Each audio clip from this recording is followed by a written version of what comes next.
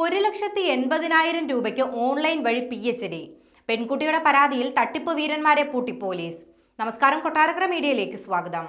ഓൺലൈനിലൂടെ PhD ലഭിക്കുമെന്ന് വാഗ്ദാനം നടത്തി അഡ്മിഷൻ തട്ടിപ്പ് നടത്തിയ 2 പേരെ പോലീസ് അറസ്റ്റ് ചെയ്തു.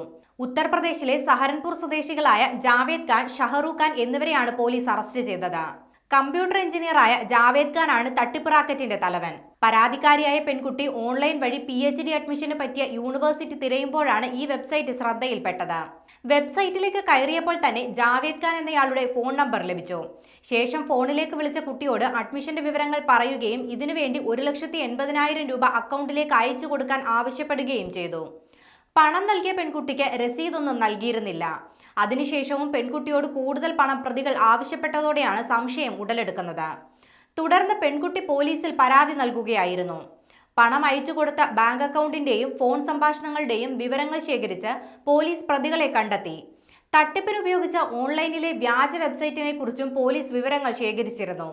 തുടർന്ന് നടത്തിയ അന്വേഷണത്തിൽ പ്രതികളുടെ ബാങ്ക് അക്കൗണ്ടിലേക്കാണ് പണം എത്തിയതെന്ന് വ്യക്തമായി.